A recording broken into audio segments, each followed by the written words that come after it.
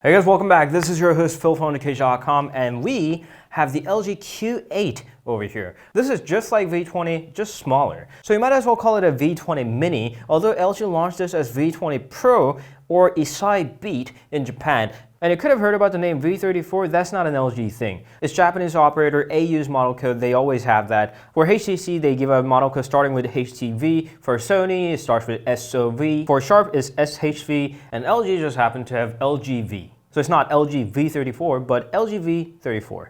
Anyway, this is how it looks like. I kind of like it. It's got the metal housing on the back with some plastic parts with IP67 weather protection. It's small enough to carry around and fits nicely in a hand, although it's got a bit thicker bezels top and bottom than the V20. Also, I'm not a huge fan of integrated power button with the fingerprint reader, but that's just my taste. What's not about the taste is the display. It's got QHD resolution, that's great, but the color calibration is simply wrong. It's way off the chart, it's way too pale, and there's a weird green tint, and there's no white balance options to fix it yourself. And LG has this weird taste of putting sharpen filter on the screen, so the images look unnatural and the text outlines simply look weird. I do like the second display though. You can use it as a multitasking switcher, quick toggle panel, or the music controller. Also, when you're in full screen mode, like watching a video or playing games, you get to have a little status bar on that corner. And it works even when the screen is off. You get to have a little status bar with the notification icons or have a quick access to the toggles like the flashlight. I really like the additional capabilities. It's such a shame that LG killed it in V30. And performance is pretty good as well. It's got Snapdragon 820 that's still capable,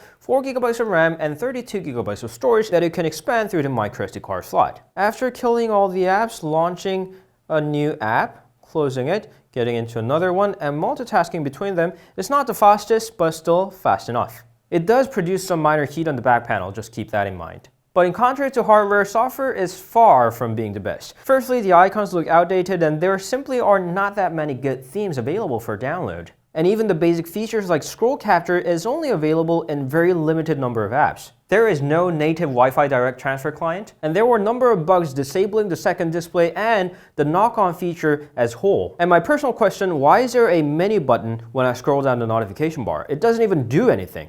One part that I did like, it has an infrared port so you can use it as a remote controller.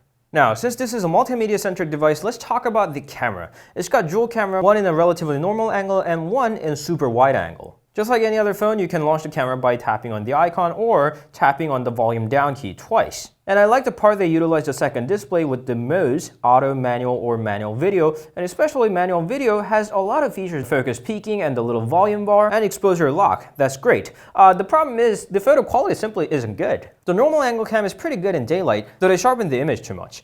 But it's quite bad in low lighting condition, smudging all the details, and there's quite a bit of noise. You can switch to the wide-angle camera by tapping over there. There's some heavy shape distortion, but if they try to fix it, they would have lost some portion of the image, so I can live with that. Overall, the super wide-angle camera is fun to play with, but the image quality is even worse. Again, it smudges all the details and there's additional level of noise. The front-facing camera looks like this. The default setting is wide-angle. If you don't like that, you can crop to fit only yourself in a frame. As an f1.9 aperture camera, it doesn't get shaken too much, but the image details are quite bad. Now, audio department is something that it can boast with. It's got earphone jack on the bottom, which is my favorite position, and when you connect a wired audio device, you can enable the quad DAC. They call it the Hi-Fi quad DAC, so you can use that instead of the one built in a Snapdragon package. I'm not an audiophile, so I can't tell much about it, but it does sound pretty good, although I would have appreciated a system-wide equalizer or sound effects. The mono speaker is on the bottom. It's not the loudest, but sound quality is actually pretty good.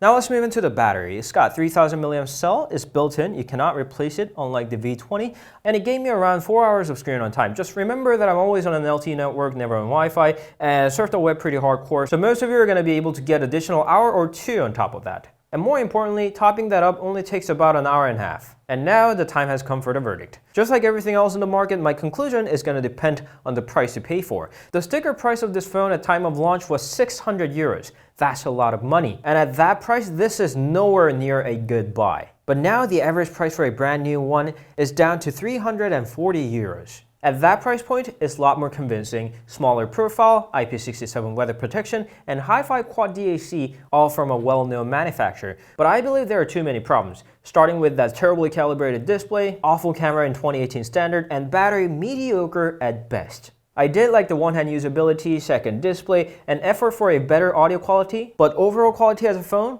I'm not satisfied. So that's the LG Q8. Thank you always for watching. If you have any questions, please leave them down in the comments. You can always meet us on Instagram, Facebook, Twitter, and Google+.